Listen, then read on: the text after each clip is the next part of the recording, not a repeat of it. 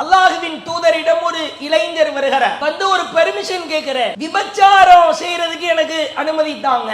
பெர்மிஷனே வித்தியாசமான பெர்மிஷன். அருகில இருக்கிற தோழர்களுக்கு கடுமையான கோபம் வருகிறது. அடிக்க போலான்னு பாய ட்ரை பண்ணும் போது அல்லாஹ்வுடைய தூதர், நீங்க அமைதியா இருங்க, நான் அவருக்கு பதில் சொல்லுகிறேன் என்று சொல்லி பதில் சொல்றாங்க. அழகான கேள்விகளை கேட்டார்கள். என்ன கேட்டாய்? இல்ல விபச்சாரம் செய்யறதுக்கு பெர்மிஷன் கொடுங்க. உள்ளம் தடுமாறுகிறது. அல்லாஹ்வுடைய தூதர், தோழரே, நீங்கள் உன்னுடைய சகோதரியோடு விபச்சாரம் செய்ய விரும்புவாயா, அல்லது உன் சகோதரி வேறு ஒருவரோடு விபச்சாரம் செய்வதை நீ விரும்புவாயா? உன்னுடைய தாய் வேறு ஒருவரோடு விபச்சாரம் செய்வதை விரும்புவாயா? நீ பெற்றெடுத்த மகள் வேறு ஒருவரோடு விபச்சாரம் செய்வதை விரும்புவாயா? உன் தாயின் சகோதரிகள், உன் பெரியம்மா, சின்னம்மா வேறு ஒருத்தரோடு விபச்சாரம் செய்யறதை நீ விரும்புவியா? அடுக்கிறாங்க ரசூலுல்லாஹ். ஆள் அப்படியே பதறி போயிடுறேன். என்னுடைய மகளா, என்னுடைய மனைவியா, நான் பெற்றெடுத்த பிள்ளையா, என் சகோதரியா வேற ஒருவரோடு விபச்சாரம் செய்வதை நான் அப்படி கண் கொண்டு பார்த்திருப்பேன். டென்ஷன் ஆகுமே, கோபம் வருமே.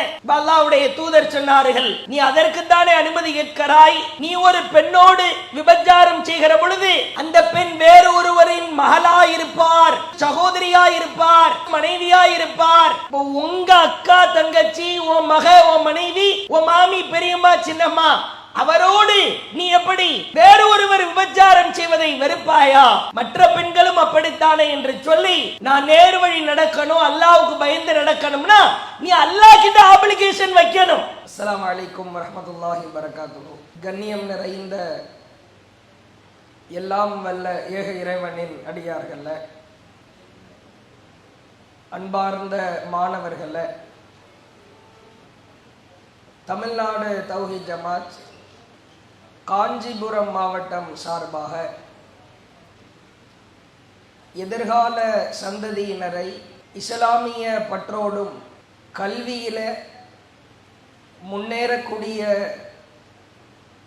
இளைஞர்களாகவும் வார்த்தெடுக்க வேண்டும் என்பதற்காக இந்நிகழ்ச்சி ஏற்பாடு செய்யப்பட்டிருக்கிறது. நிகழ்ச்சியின் இறுதி பகுதியாக முன்மாதிரி முஸ்லிம் இளைஞர்கள் என்கிற தலைப்பில் மிக முக்கியமான சில செய்திகளை உங்களுக்கு நாம் பதிய வைக்க இருக்கிறோம். ஆரம்பமாக நம்முடைய வாழ்க்கை என்பது, குறிப்பாக இளமை பருவம் என்பது இறைவனால் நமக்கு தரப்பட்டிருக்கிற பாக்கியம் பொருந்திய பருவம். இந்த இளமை பருவம் என்பது மிக வலிமையான ஒரு பருவம். அல்லாஹ் இந்த பருவத்திற்கு கூவத் என்று பெயரிடுகிறார். நீங்கள் சற்று ஆழமாய் சிந்தித்து பார்க்க வேண்டும். நம்முடைய வாழ்க்கையில் எவ்வளவு பெரிய உயரத்திற்கு நாம் செல்வதாக இருந்தாலும், கல்வியிலே சாதிக்க வேண்டும் என்று இருந்தாலும், அதிகமாய் சம்பாதிக்க வேண்டும், உலகத்தில் நல்ல ஒரு நிலைக்கு நான் செல்ல வேண்டும் என்று இருந்தாலும், எல்லாவற்றுக்கும் முத்தாய்ப்பாய் மேலாக இறைவனின் மீது கொண்டிருக்கிற நேசமும் பிரியமும் இல்லாவிட்டால் எவ்வித சாதனையும் இந்த உலகத்தில் நாம் செய்ய இயல. நீங்கள் சமகாலத்திலே பார்க்கலாம், அதிகமான இள வயது மரணங்கள் நடக்கிறது. நாம் இங்கே அமர்ந்திருக்கிறோம். நாம் என்ன நினைக்கிறோம்? நான் நன்றாக படித்து திருமணம் முடிந்ததற்கு பிறகு குழந்தைகளை எல்லாம் பெற்றெடுத்து வாழ்க்கையில் நல்ல அனுபவித்ததற்கு பிறகுதான் எனக்கு மரணம் வரும் என்று நாம் நினைக்கிறோம். நீங்கள் சமகாலத்திலே பார்க்கலாம், ஃபுட்பால் கிரவுண்டிலே விளையாடி கொண்டிருக்கிற ஒருவன் பந்தை உதைக்க செல்கிறான், அப்படியே மயங்கி விழுந்து செத்து போகிறான். கைகளிலே வியாபாரம் செய்து கொண்டிருக்கிற ஒருவர் இளவயது நிரம்பியவர் தான், பொருளை கொடுக்கிறார், பணத்தை வாங்குவதற்கு முன்பாக மரணம் அடைகிறார். திடகாத்திரமான உடற்பயிற்சி ஆசிரியராய் இருக்கிற பலர், உடற்பயிற்சி ஆசிரியர் என்கிறார்கள், பயங்கரமா அவரு எக்ஸசைஸ் செய்கிறார், என்னவெல்லாம் செய்ய முடியுமோ அதையெல்லாம் செய்கிறார். சமகாலத்தில் உடற்பயிற்சி ஆசிரியராக இருக்கிற ஜிம் மாஸ்டராய் திகழ்கிற பலர் மரணிப்பதை பார்க்கிறோம். இளைஞர்கள் நேற்று கூட 3 இளைஞர்கள் ஒரே நேரத்தில் மரணம். அதிலே 2 இஸ்லாமிய இளைஞர்கள். வாழ்க்கை என்பது யாருமே பத்திரத்திலே அல்லது இறைவனிடத்தில் எழுத்துப்பூர்வமாக இத்தனை வயது வரை நான் வாழ்வேன் என்று நாம் எழுதி வாங்கிவிட்டெல்லாம் வரவில்லை. நன்றாய் புரிந்து கொள்ளுங்கள். நீங்கள் நீட் தேர்விலே பாஸ் ஆகிறீர்களோ இல்லையோ, +2 தேர்விலே தேர்ச்சி பெறுகிறீர்களோ இல்லையோ, 10ஆம் வகுப்பு தேர்விலே அல்லது கேள்வி கேட்கப்படுகிற வேலைக்கு செல்லுகிற தேர்வில் நீங்கள் தேர்ச்சி பெறுகிறீர்களோ இல்லையோ, மிக முக்கியமான தேர்விலே தேர்ச்சி பெற்றாக வேண்டும். அது என்ன தேர்வு? நாம் மரணித்ததற்கு பிறகு ஒரு வாழ்க்கை இருக்கிற. அல்லாஹுவின் தூதர் சொன்னார்கள், இப்பொழுது அமர்ந்திருக்கிறோம், நாம் ஒருவேளை மரணித்து விட்டால் நமக்காக நம் பெற்றோர் அழுவார்கள், நம்முடைய குடும்பத்தார் கண்ணீர் வடிப்பார்கள், கதறுவார்கள், பிறகு ஆக வேண்டிய வேலையை பார்ப்பார்கள். நீங்கள் கண்களை மூடிக்கொண்டு அந்த இருட்டை எவ்வளவு உணர்கிறீர்களோ அதைவிட பன்மடங்கு இருள் வாய்ந்தது கபரு வாழ்க்கை. தோற்றுவிட்டால் மீண்டும் தேர்வு எழுதலாம், மீண்டும் மறுதேர்வு எழுத முடியாத ஒரு வாழ்க்கை நமக்கு இருக்கிறது. மரணத்திற்கு பிறகு நம்மை நம் தாயோ தந்தையோ குடும்பத்தாரோ நேசித்தவர்களோ பாராட்டி சீராட்டி வளர்த்தவர்கள் முத்தம் கொடுத்து நம்மை குளிக்க வைத்து ஒரு வெள்ளை நிற ஆடையை மூடியவாறு சந்தூக் பெட்டியிலே வைத்து தூக்கி சென்று 6 அடி குழிக்குள்ள அடக்கம் செய்து அதிலே கட்டையை வைத்து மேலே பாயை வைத்து மூடி மண்ணை அள்ளி போட்டு மூடுவார்கள். அப்பொழுது 2 வானவர் வருவார், முன்கர் நக்கீர். 2 வானவர் வருவார், வந்து கேட்பார். 3 கேள்விதான். உங்களுக்கு இன்டர்வியூல எவ்வளவு கேள்வியோ கேட்கலாம், நீ என்னென்ன கேள்விக்கெல்லாமோ ப்ரிப்பேர் பண்ணிருக்கலாம், நீங்கள் ப்ரிப்பேர் செய்யாத கேள்விகளும் கேட்கலாம். அதிலே நீங்கள் தோற்றுவிட்டு 10 இன்டர்வியூவுக்கு பிறகு அனுபவம் பெற்று 11வது இன்டர்வியூவில நீ ஜெயிக்கவும் செய்யலாம். இங்க 3 கேள்விதான் கேட்போம்னு சொன்னா அந்த கேள்வி மட்டும்தான் கேட்பாங்க. உலகத்திலேயே கேள்வியையும் கொடுத்து பதிலையும் கொடுத்து இதுதான்டா கேட்கப்படும் சொல்ற ஒரே மார்க்கு இஸ்லாம் தான். 3 கேள்வியும் கொடுக்கப்பட்டு அதற்கு பதிலும் கொடுக்கப்பட்டு இப்படித்தான் பதில் சொல்லணும் அப்படின்னு சொல்லி கொடுக்கப்பட்டிருக்கிற ஒரு அழகான மார்க்கம் இஸ்லாம். வைத்ததற்கு பிறகு கேட்பார்கள், மர்ரப்புக், உன் இறைவன் யார்? உன் இறைவன் யார்? முஃமினாய் வாழ்ந்தவன். முஃமினாய் வாழ்ந்தவன் சொல்லுவான், ரப்பி அல்லாஹ், என் இறைவன் அல்லாஹ். வமா தீனுக், உன் மார்க்கம் எது? தீனி இஸ்லாம், என் மார்க்கம் இஸ்லாம். வமன் நபியுக், உன் தூதர் யார்? முஹம்மதுன் ஸல்லல்லாஹு அலைஹி வஸல்லம். அழுத்தமாய் சொல்லுவார். உடனே அந்த வானவர் சொல்லுவாராம், இந்த கேள்விகளுக்கெல்லாம் நீ எப்படி அப்பா பதில் சொன்னாய்? உனக்கு ஆன்சர் எப்படி தெரியும்? ஆழமாய் புரிந்து கொள்ளுங்கள். நீங்கள் எதையோ படிக்கலாம், எப்படியோ வாழலாம், கேள்விக்கு பதில் எப்படி தெரியும் என்று கேட்கிற பொழுது அவர் அந்த அடியான் சொல்லுவானாம், அல்லாஹ் நீ எப்படிடா சொன்ன? இஸ்லாம்னு எப்படி சொன்ன? முஹம்மது தான் உன் தூதர் நீ எப்படி சொன்ன? இது பெரிய பெரிய கஷ்டமான கேள்வியா? இது கடலின் ஆழத்திலே போய் முத்தெடுக்கிற கேள்வியா? கேள்விக்கான பதிலா?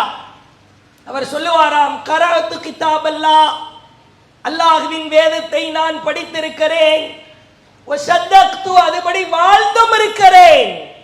2 விஷயம்தான்.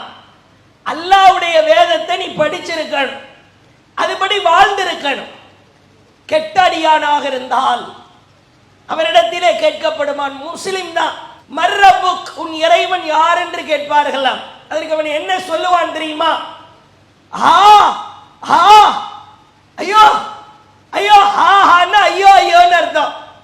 இவங்கிட்ட ஏதோ தெரியாத கேள்வியை கேட்ட மாதிரியும் பயங்கரமா அதிர்ச்சி பெற்று தெரியலையே. தெரியவில்லை என்று சொல்பவன் காஃபிர் அல்ல. ஒரு முஸ்லிம் கேட்பானாம், ஒரு முஸ்லிம் சொல்லுவானாம், உன் மார்க்கம் எது? உமாதீனுக், உன் மார்க்கம் எது? ஐயோ ஐயோ தெரியலையே. மார்க்கம் இஸ்லாம்னு தெரியாதா? எல்லோருக்கும் தெரியும். பிறகு பாருங்கள் அதிர்ச்சியை. ஒமன் நபியுக், உன் நபி யார்? உன் தூதர் யார்? தெரியலையே. இன்டர்வியூல தெரியலன்னு சொன்னா இன்னொரு இன்டர்வியூ போய்க்கலாம். ஒரு கார்ப்பரேட் கம்பெனி இல்லைன்னா இன்னொரு கம்பெனி போய்க்கலாம். ஒரு நாட்டில் வேலை கிடைக்கலன்னா வேற நாட்டுக்கு போயிருக்கலாம். ஒரே ஒரு கபரு குழி தான், ஒரே ஒரு சான்ஸ் தான். நீ பதில் சொல்லலன்னா அவ்வளவுதான். நன்றாய் புரிந்து கொள்ள வேண்டும். இவ்வளவு நேரம் நமக்கு நடத்தப்பட்ட பாடங்கள் உள்ளத்தில் ஆழமாய் பதிய வேண்டுமானால் நமக்கு அது பசுமர தானியாய் நிற்க வேண்டுமானால் மிகவும் கவனமெடுத்து நாம் நிற்க வேண்டும். பிறகு அந்த வானவர் சொல்லுவாராம், ஏண்டா எதை கேட்டாலும் தெரியலன்னு சொல்றியே, என்ன காரணம் தெரியுமா? நீ குரானை படிக்கவும் இல்லை, குரான் படி வாழவும் இல்லை. ஒன்னு குரானை படிச்சிருக்கணும், அப்பதானே எப்படி வாழணும்னு தெரியும்.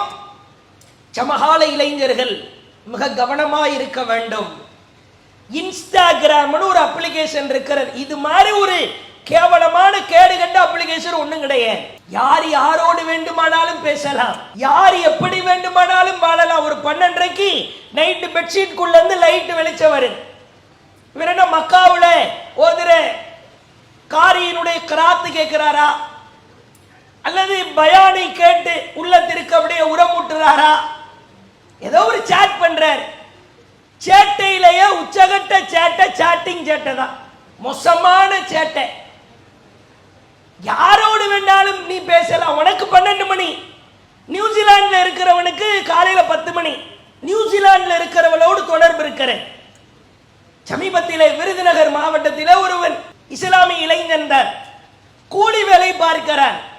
இன்ஸ்டாகிராமில இலங்கையில் இருக்கிற ஒரு பெண்ணோடு தொடர்பு. இன்ஸ்டாகிராம்ல இவன் ஒரு இஸ்லாமிய இளைஞன், அந்த பெண்ணோ இஸ்லாம் அல்லாத காபிரான பெண். அந்த பெண் தான் வேண்டும் என்று அடம் பிடிக்கிறார். எப்படா இல்ல, நான் அந்த கடல் கடந்து கூட நான் போயிருவேன். இந்த கருமம், அந்த கடல் கடந்து காதல்னு சொல்லுவாங்கல்ல, அந்த லிஸ்ட்ல. பிறகு அந்த இலங்கைக்கு சென்று அங்கு போய் பிரச்சனை செய்து அந்த பெண்ணை வலுக்கட்டாயமாய் இழுத்து வந்தானோ, என்ன செய்தானோ, இங்க வந்து ஜமாத்தார்ட்ட கோரிக்கை வைத்து நிலவரத்தை பாருங்கள். என்ன பேசுற? போன் எடுத்தா என்ன நீ பேசுவ? பேசுவான், சாப்பிட்டியா, என்ன பண்ற, அப்புறம் வேற இவன் இங்க. சரி, அந்த மூதேவி என்ன பேசுறா, அப்புறம் நீ என்ன பண்ற?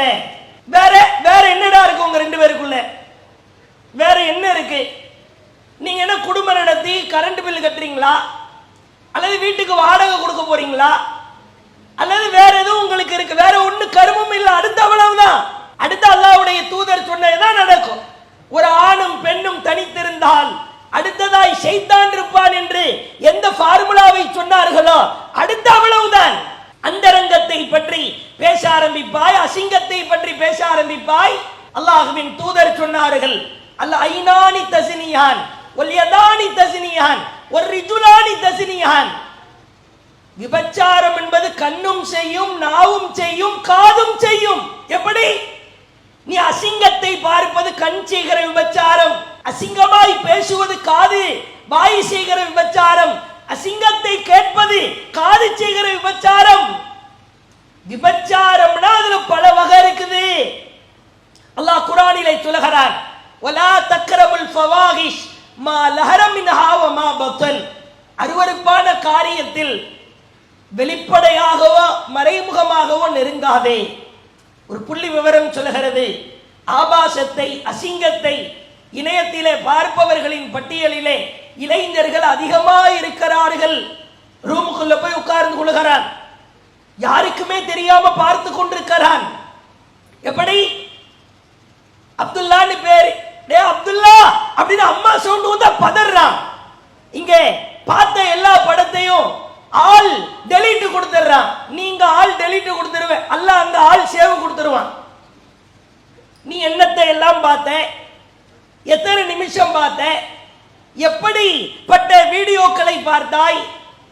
ஒரு தாயின் காலடி ஓசைக்கு பயப்படுகிறான், தந்தையின் குரலுக்கு பயப்படுகிறான். ஆனால் இந்த ஆபாசத்தையோ அசிங்கத்தையோ பார்க்கிற பொழுது அல்லாஹ் பார்த்து கொண்டிருக்கிறான் என்கிற அச்சமில்லை. யூசுப் அலைஹிஸ்ஸலாம் உலகத்திலேயே பேரழகு கொண்டவர், இறை தூதர். உலக அழகிலே மிக பேரழகு கொண்டவர் யூசுப் அலைஹிஸ்ஸலாம். அவரை கிணற்றிலே சிறு வயதிலே போட்டுவிட்டு அவர்கள் சகோதரர்கள் எல்லாம் சென்று விட்டார்கள். பிறகு அவர்கள் ஒரு மன்னரின் வீட்டிலே அல்லாஹ் அப்படி கொண்டு போய் சேர்க்கிறார். மன்னரின் வளர்ப்பிலே வார்த்தெடுக்கப்படுகிறார். அவர் வளர வளர இளமை பருவத்தை அடைந்ததற்கு பிறகு மன்னரின் மனைவியாய் இருந்த எந்த பெண் யூசுப் அலைஹிஸ்ஸலாமை வளர்த்தாரோ அந்த பெண்ணே அவரிடத்தில் தவறாய் நடக்க முற்படுகிறார். ரொம்ப நெருக்கடியான நேரம். யூசுப் அலைஹிஸ்ஸலாம் இறை தூதர். அந்த இறை தூதர் அவர் தூதராக ஆவதற்கு முன்பு இளமை பருவத்திலே இருக்கிறார். வீட்டிலே யாருமே இல்லை. யூசுப் அலைஹிஸ்ஸலாம், அந்த யூசுஃபை யார் வளர்த்தாரோ அந்த பெண். அந்த பெண் சொல்லுகிறார், கதவை தாளிட்டு வா, கதவை லாக் பண்ணிட்டு வா. யூசுப் அலைஹிஸ்ஸலாம் கதவை போய் மூடிட்டு வர்றாங்க. இந்த பெண் யூசுப் அலைஹிஸ்ஸலாம் இடத்திலே நெருங்க முற்படுகிறாள். சுதாரித்து கொண்டு ஒரு வார்த்தையை சொன்னவாறு அப்படியே திரும்புகிறார்கள், ஓட ஆரம்பிக்கிறார்கள். யூசுப் அலைஹிஸ்ஸலாம் ஓட, அந்த பெண் துரத்த, அவர் ஓட மீண்டும் துரத்த, கதவின் அருகிலே, வீட்டு வாயிலின் கதவிலின் அருகிலே யூசுப் அலைஹிஸ்ஸலாம் வந்ததற்கு பிறகு அந்த பெண்ணின் கரத்திலே யூசுப் அலைஹிஸ்ஸலாம் சிக்க பார்க்கிறார்கள். சட்டை கைகளிலே சிக்கி விடுகிறது. அவர் கதவை திறக்கிறார். இங்கே சட்டை கிழிந்து விடுகிறது. பின்னால் இருக்கிற சட்டை கிழிஞ்சிருச்சு. ஒரு வார்த்தையை சொல்லிட்டு ஓடி ஓடி போறாங்க. கதவை திறந்தால் அந்த பெண்ணின் கணவர், அவரோடு இருக்கிற மந்திரிகள் எல்லோரும் குழுமி நிற்கிறார்கள். உடனே இந்த பெண் நடிக்க பார்க்கிறாள். பாருங்கள், ஒரு அரசியிடத்திலே தவறாய் இந்த இளைஞன் நடக்க பார்க்கிறான் என்று அப்படியே மாற்றி போடுகிறார் பழியை. உடனே அந்த இடத்தில் ஒரு அறிவாளி ஒருவன் சண்டை போட்டு தப்பா நடக்க போனவருக்கு சட்டை பின்னாடி கிழிகிறதுக்கு வாய்ப்பில்லையே, முன்னாடி தானே கிழிஞ்சிருக்கணும். இந்த பெண் தடுக்க பார்க்கிறாள் என்றால் ஒருத்த முதுக காமிச்சுக்கிட்டே வா ஒரு பெண்ணிடத்தில் தவறாய் நடக்க பார்ப்பான். சட்டை எப்படியா பின்னாடி கிழியும், தப்பு என்னமோ அந்த பெண்ணு மேலதான் அப்படின்னு அந்த சபையிலேயே ப்ரூவ் ஆகிறது. பரிசுத்தமான நபர் என்று யூசுப் அலைஹிஸ்ஸலாம் நிரூபிக்கப்படுகிறார். அவர் சொன்ன வார்த்தை ரொம்ப அழகான வார்த்தை. ஷைத்தானின் தாக்கம் ஏற்பட்டால், பெண்ணை பார்க்கிற பொழுது சபலம் ஏற்பட்டால், மொபைலை பயன்படுத்துகிற பொழுது சிந்தனை தடுமாறினால் நாம் சொல்ல வேண்டிய வார்த்தை குர்ஆனில் அல்லாஹ் சொல்கிறார். கால யூசுப் சொன்னார், மஆதல்லாஹ், மஆதல்லாஹ், அல்லாஹ்விடம் நான் பாதுகாப்பு தேடுகிறேன். இந்த வார்த்தையை சொன்ன மாத்திரத்தில் அல்லாஹ் காப்பாற்றுகிறார். எவ்வளவு ஒரு பவர்ஃபுல்லான வார்த்தை என்று பாருங்கள். கால மஆதல்லாஹ், அல்லாஹ்விடத்தில் நான் பாதுகாப்பு தேடுகிறேன். குறிப்பாக நம் வாழ்க்கையை நாம் சீரமைப்பதற்கு முன்னால் ரப்பிடத்திலே பாதுகாப்பு தேட வேண்டும். இந்த பருவம் ஷைத்தான் நம்மை வழிகெடுக்கிற பருவம் தான், சிந்தனை தடுமாற செய்கிற பருவம் தான். ஆனால் இது போன்று இறைவனிடத்திலே கோரிக்கை வைக்கிற பொழுது நிச்சயம் அல்லாஹ் நம்மை காப்பாற்றுவான். பள்ளியிலோ கல்லூரியிலோ ஒரு பெண் மீது தவறான எண்ணம் ஏற்படுகிறது, மஆதல்லாஹ். போனை பயன்படுத்துகிற பொழுது ஒரு அரைகுறை ஆடையோடு ஒரு வீடியோ வருகிறது, மஆதல்லாஹ். சொல்லிட்டு அந்த வீடியோவை உத்து பார்க்க கூட தூக்கி போட்டுருந்த முசீபத்தை. யூசுப் அலைஹிஸ்ஸலாம் சொல்லிட்டு அப்படியே சிரிச்சுக்கிட்டே நிக்கல. அந்த பெண் பக்கத்துல என்ன பண்ணாங்க? ஓடுனாங்க. நாம என்ன பண்ணணும்? மாதல்லா சொல்லிட்டு மாதல்லா ரொம்ப அருமையா இருக்குதே அப்படின்னா அவ்வளவுதான். ஷைத்தான் தலைமாட்டில் பாய் விரிச்சு படுத்துருவான். தூக்கி போட்டுருணும், ஓரமாய் வைத்து விட வேண்டும். இது முதலாவது விஷயம். இரண்டாவது பாருங்கள், ஒரு அழகான பிரார்த்தனை. அல்லாஹுவின் தூதரிடம் ஒரு இளைஞர் வருகிறார். வந்து ஒரு பெர்மிஷன் கேட்கிறார். விபச்சாரம் செய்யறதுக்கு எனக்கு அனுமதி தாங்க. பெர்மிஷனே வித்தியாசமான பெர்மிஷன். ஏதோ பிரியாணி சாப்பிட்றதுக்கு அனுமதி தாங்க அப்படின்னு அவரை கேட்கிற மாதிரி, எனக்கு விபச்சாரம் செய்வதற்கு அனுமதி கொடுங்கள். அருகில இருக்கிற தோழர்களுக்கு கடுமையான கோபம் வருகிறது. போட்டவரை அடிக்க போலான்னு பாய ட்ரை பண்ணும் போது அல்லாஹ்வுடைய தூதர் அப்படியே நீங்க அமைதியா இருங்க, நான் அவருக்கு பதில் சொல்லுகிறேன் என்று சொல்லி பதில் சொல்றாங்க. லாஜிக், அழகான கேள்விகளை கேட்டார்கள். என்ன கேட்டாய்? இல்ல விபச்சாரம் செய்யறதுக்கு பெர்மிஷன் கொடுங்க, உள்ளம் தடுமாறுகிறது. அப்ப அல்லாஹ்வுடைய தூதர், நமக்கு திருமணம் செய்வதற்கு தடுக்கப்பட்ட நபர்கள் என்று சில நபர்கள் உண்டு நம்ம வாழ்க்கையில. மார்க்கம், இஸ்லாமிய மார்க்கம் இன்னென்ன ஆட்களை எல்லாம் நீ திருமணம் முடிக்க கூடாது. அரபியில மஹரமானவர்கள்னு சொல்லுவாங்க. மஹரமான பெண், மஹரமான ஆண் அப்படின்னா என்ன அர்த்தம்? இன்னென்ன ஆட்களை எல்லாம் திருமணம் செய்யக்கூடாது. அந்த நபர்களை எல்லாம் எடுக்கிறாங்க. தோழரே, நீங்கள் உன்னுடைய சகோதரியோடு விபச்சாரம் செய்ய விரும்புவாயா? அல்லது உன் சகோதரி வேறு ஒருவரோடு விபச்சாரம் செய்வதை நீ விரும்புவாயா? உன்னுடைய தாய் வேறு ஒருவரோடு விபச்சாரம் செய்வதை விரும்புவாயா? நீ பெற்றெடுத்த மகள் வேறு ஒருவரோடு விபச்சாரம் செய்வதை விரும்புவாயா?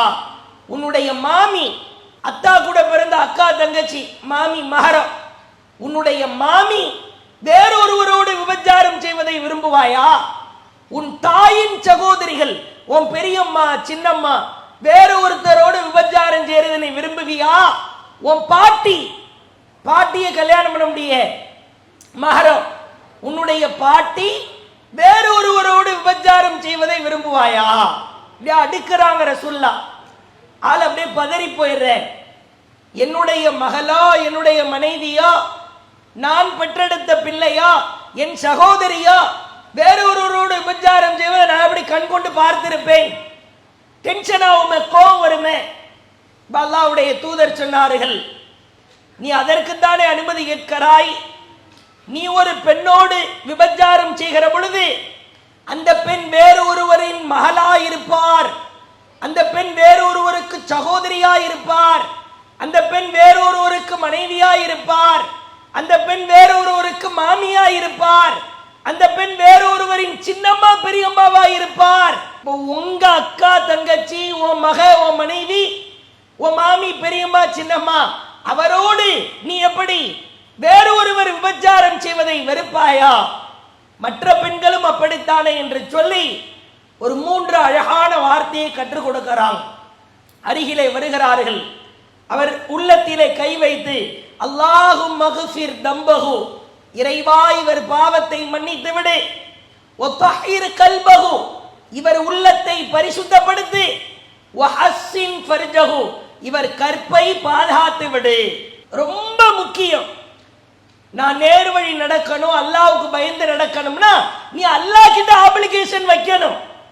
உனக்கு ஒரு வேலை கிடைக்கணும், இன்டர்வியூ போகணும், அப்ளை பண்ணிக்கொண்டே இருக்கிறாய், செய்து கொண்டே இருக்கிறாய், அந்த மெயிலை நீ செக் பண்ணி கொண்டே இருக்கிறாய். நீ திருந்த வேண்டுமானால் முதலிலே நீ அல்லாஹ்விடத்தில் கோரிக்கை வைக்க வேண்டும். பிறகு அந்த நபி தோழர் அந்த துஆவை ஓதிவிட்டு சொல்கிறார், என் உள்ளம் தடுமாறுகிற பொழுதெல்லாம் இந்த பிரார்த்தனையை நான் ஓதுவேன், ஓதிக்கொண்டே இருப்பேன். அதற்கு பிறகு என் உள்ளத்தில் கெட்ட எண்ணமே வந்ததில்லை. எந்த பெண்ணை பார்த்தா, வேறு நபரை பார்த்து தவறாய் நடக்க வேண்டும் என்கிற ஆசை வரவில்லை. அல்லாஹும் மக்ஃபிர் தம்பஹு, இவர் பாவத்தை மன்னித்து விடு இறைவா, வதஹிர் கல்பஹு இவர் உள்ளத்தை பரிசுத்தப்படுத்து இறைவா, வஹஸ்ஸின் ஃபர்ஜஹு இவர் கற்பை பாதுகாத்து விடு இறைவா. இறைவா என் பாவத்தை மன்னித்து விடு, என் உள்ளத்தை பரிசுத்தப்படுத்து, ரொம்ப அழுக்கா இருக்குது இறைவா, அசுத்தமா இருக்கிறது, கெட்ட சிந்தனைகள் அதிகமாய் தோன்றுகிறது இறைவா, என் கற்பை பாதுகாத்து விடு. அல்லாஹ்விடத்திலே கேட்க வேண்டும். அப்படியே மாற்றி கூட கேட்கலாம். உங்களுக்கு அரபியிலே துவா கேட்பது சிறந்தது, ஆக சிறந்ததுதான். இயலாவிட்டால் கூட தமிழிலே கூட நீங்கள் கேட்டுக்கொள்ளலாம். 3 விஷயம்தான். இறைவா எனது பாவத்தை மன்னித்து விடு, என்னுடைய உள்ளத்தை பரிசுத்தப்படுத்து, எனது கற்பை பாதுகாத்து விடு. சமீபத்திலே நீங்கள் பார்க்கலாம் சினிமா பாடல் மோகம், அதே போன்று கார்ட்டூன் சேனல்கள் மோகம். அதுல இந்தியாவில் இருக்கிறதையே சமாளிக்க முடியல. கொரியன் வெப் சீரிஸ் வாயை பிளந்து பார்க்கிறார். அதுல பிடிஎஸ் ஒரு 7 மூதேவி கேங் ஒன்று இருக்கு. ஜின் ஜிமின் ஜங்குக்கு ஆரம் வி ஹோப். இவன் ஒரு பாடலை வெளியிடுகிற பொழுது மில்லியன் வியூவர்ஸ். இந்த பாடல்களுக்காக இஸ்லாத்திற்கும் பாடலுக்கும் சம்பந்தம் உண்டா? பாடலை கேட்கிற பொழுது உனக்கு காதுகள் வழியாக மூளையிலே ஒரு அட்ரீனல் சுரப்பி ஒன்று சுரக்கிறதாம். அது கேவலமான சுரப்பி, அது உன் உடலை பாதிக்கிற சுரப்பி என்று ஆய்வறிக்கை வெளியிடுகிறேன். பிடிஎஸ் பாடலை கேட்கிற பொழுது அப்படியே அவனுக்கு ரொம்ப ராகத்தா இருக்கிறேன், அதை கேட்டு ரசிக்கிறான். இவன் ஆடை அலங்காரத்தை பாருங்கள். ஒரு இஸ்லாமிய இளைஞனா இருக்கிறான். உதாரணத்திற்கு சொல்லுவார்கள், அது உண்மையோ பொய்யோ தெரியவில்லை, நகைச்சுவையாக கூட எடுத்துக்கொள்ளலாம். ஒரு இஸ்லாமிய இளைஞனை அழைத்து தொழுது காட்டுறா அப்படின்னு ஒரு நபர் சொன்னாராம். தொழுது காட்டு, எப்படி தொழுகணும்னு தொழுது காட்டு. அல்லாஹ் அக்பர்னு தக்பீர் கட்டின உடனே அல்லாஹ் அக்பர் அல்லாஹ் அக்பர் அல்லாஹ் அக்பர் ஒரு 7 தடவை தக்பீர் சொன்னானா. திரும்ப 2வது ரக்காத்து தொழுது இருக்கிறான், மீண்டும் அல்லாஹ் அக்பர் 5 தடவை தக்பீர் சொன்னானா. என்ன தொழுது காட்ட சொன்னா அல்லாஹ் அக்பர் தக்பீர் சொல்லிட்டு இருக்கிறீங்க, என்ன விளங்குது? பெருநாள் மட்டும்தான் இவன் தொழுக போயிருக்கான்னு புரியுது. பெருநாள் தொழுகையில தான் கூடுதலா 7 தக்பீர் 5 தக்பீர் சொல்லுவாங்க. நிலவரம் அதுதான்.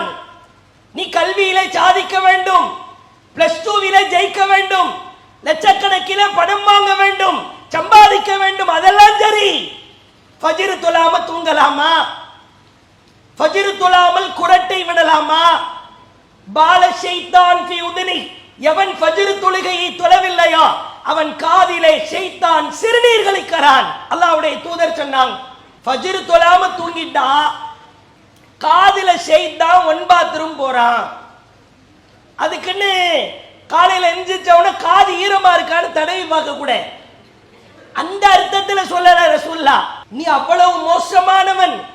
அல்லாஹ்வின் தூதர் அழகாய் சொன்னார்கள், மன் சொல்ல ஸலாத்துல் ஃபஜ்ர் ஃபீ ஜமா, யார் ஃபஜ்ர் தொழுகையை ஜமாத்தோடு தொழுது விட்டாரோ ஃபஹுவ ஃபீ திம்மத்தில்லாஹ், அவர் அல்லாஹ்வின் பொறுப்பிற்கு கீழ் வந்து விட்டார். இளைஞனே, நீ ஃபஜ்ர் தொழுது விட்டால் அல்லாஹ்வுடைய பொறுப்பு.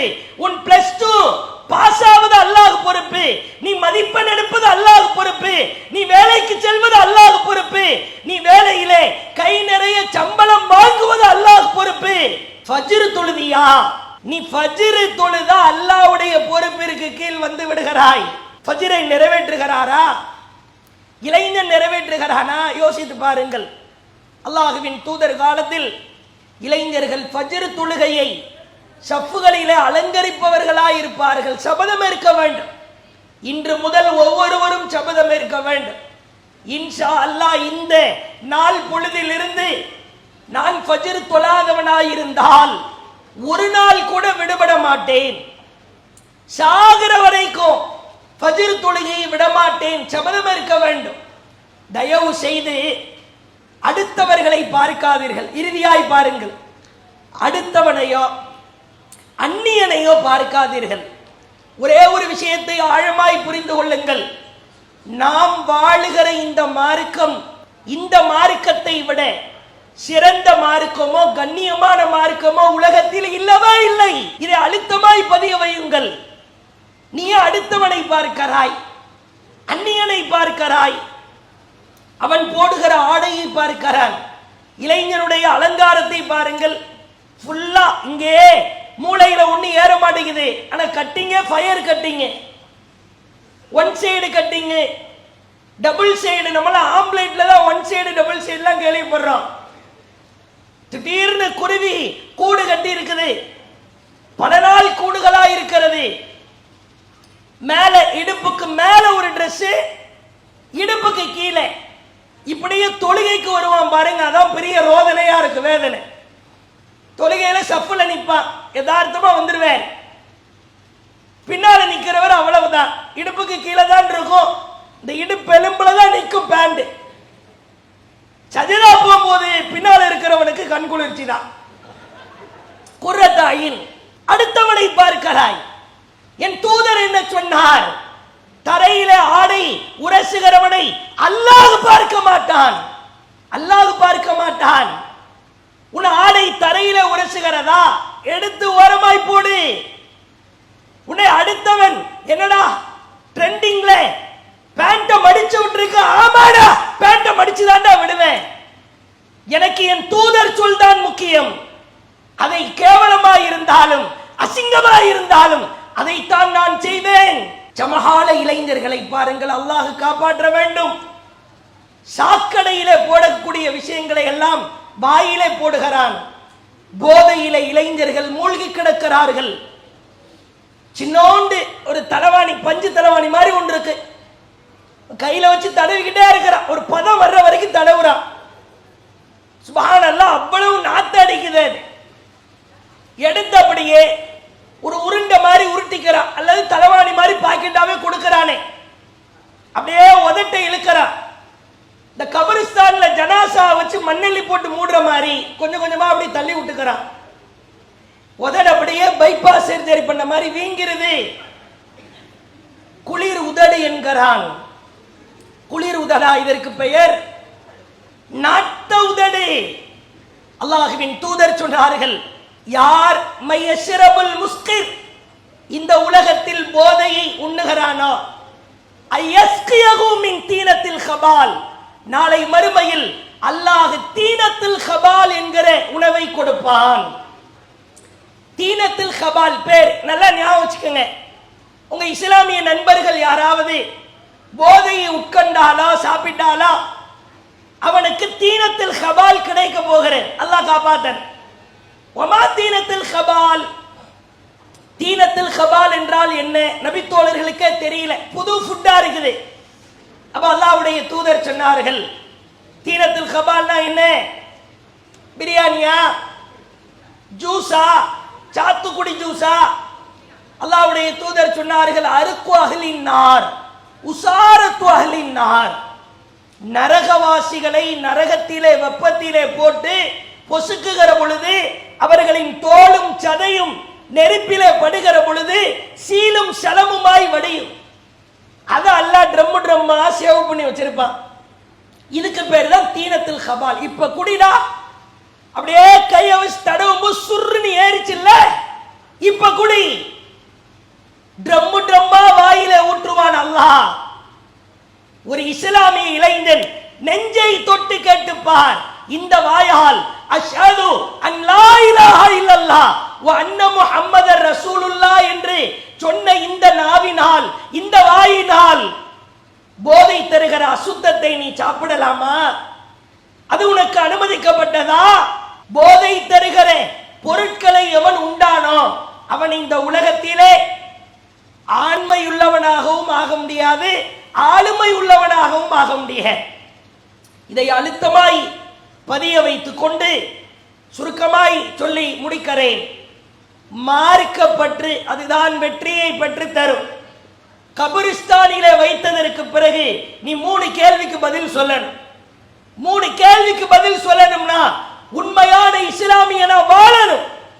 உண்மையான இஸ்லாமியனா வாழல, இந்த உலகத்திலே எவ்வளவு சம்பாதிச்சாலும் சரி, எவ்வளவு பெரிய வீடு கட்டினாலும் சரி, லட்சத்துல புரண்டாலும் சரி, மேனேஜரா இருந்தாலும் சரி, எம்டியா இருந்தாலும் சரி, சிஇஓவா இருந்தாலும் சரி, எவ்வளவு பெரிய பொறுப்புல நாம் பருப்பா இருந்தாலும் சரி, எல்லாம் அப்படியே நாம சம்பாதிச்சு வந்த சொத்து பொருளாதாரத்தை எல்லாம் நம்ம குடும்பத்தார் அனுபவிப்பார்கள்.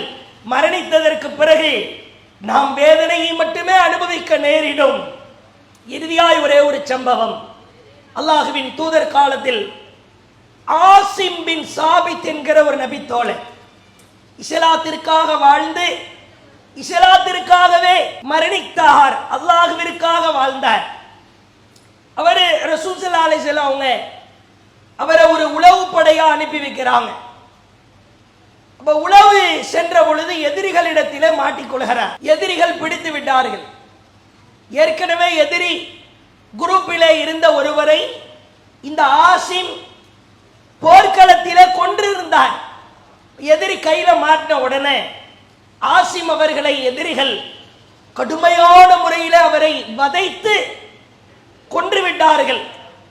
பாருங்கள், சமூகத்திற்காக பல இளைஞர்கள் போராட மறுக்கிறோம். நம் சமூகத்திலே என்ன நடக்கிறது என்று பல பேருக்கு தெரியவில்லை. நான் உண்டு, என் வேலை உண்டு என்று இருக்கிறேன். ஆனால் சமூகத்திற்காக, இஸ்லாத்திற்காக, இஸ்லாமியர்களுக்காக வாழ்ந்த இளைஞர்களை பாருங்கள். இப்ப எதிரி படையெல்லாம் ஒன்று கூடி வேற ஒரு இடத்துல இருந்து பேசி ஆள் அனுப்புறாங்க. ஆசிம் என்கிற இளைஞர் கொல்லப்பட்டு விட்டார் என்கிற தகவலை அவர் உடலில் இருந்து ஏதேனும் ஒரு உறுப்பை வெட்டி எடுத்து கொண்டு வரட்டும், அப்பதான் அடையாளம் தெரியும். அங்க இருக்கிற பெரிய காபிர்கள் இருக்கிற பெரிய ஆட்கள் எல்லாம் முடிவெடுக்கிறார்கள். ஆள் அனுப்பி விடுகிறான். போ, இந்த ஆசிம்ன்ற இளைஞன் இஸ்லாத்தின் மீது அவ்வளவு பற்றுள்ளவனா இருந்தா அவர் இப்பொழுது செத்து விட்டார் என்பது எனக்கு திருப்தியா இருக்குது. நான் எப்ப நம்புவேன் தெரியுமா? அவரின் உடலில் இருந்து ஒரு சதை துண்டை எடுத்துட்டு வா, கை விரலையோ கால் விரலையோ மூஞ்சில இருந்தோ நெஞ்சில இருந்தோ ஏதாவது ஒரு பீஸ் எடுத்துட்டு வா.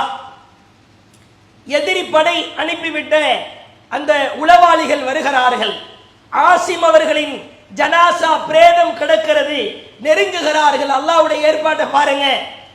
நீ உலகத்திலே எப்படி வேண்டுமானாலும் வாழலாம்.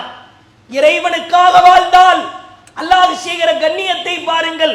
அவர் உடலில் இருந்து தலைவர்கள் சொன்ன அடிப்படையிலே ஒரு உறுப்பை வெட்டுவதற்கு நெருங்குகிறார்கள். அல்லாஹ் வானத்தில் இருந்து பிரத்யேகமாக ஆண் தேனீக்களை அனுப்பி வைக்கிறார். ஆண் தேனீக்கள் அப்படியே அது வட்டமா அவர் ஜனாசாவை பாதுகாக்கு. வேற யாருமே இல்லை. இவர்கள் அந்த தேனீக்களை எவ்வளவோ விரட்ட முற்பட்டார்கள், முடியல. சஹி புகாரியிலே பார்க்கலாம். அதிலே பதிவு செய்யப்பட்ட சம்பவம். அல்லாஹ்வின் தூதர் சொன்னார்கள், ஆசிம் அவர்களை, அந்த இளைஞரை, இஸ்லாத்திற்காக வாழ்ந்தவரை எதிரிகள் நெருங்க முற்பட்ட பொழுது நெருங்கியவர்களை அல்லாஹ் அனுப்பிய ஆண் தேனீக்கள் கொத்தி தீர்த்தது. நெருங்க முடியாமல் ஓடோடி விட்டார்கள். ஆசிம் பின் சாபித் அந்த இளைஞரின் உடலில் இருந்து ஒரு சிறிய சுண்டு விரலின் பாகத்தை கூட எதிரிகளால் தொட முடியவில்லை. அந்த ஜனாசாவை அல்லாஹ் பாதுகாத்தான். எவ்வளவு பெரிய கண்ணியம்னு பாருங்க.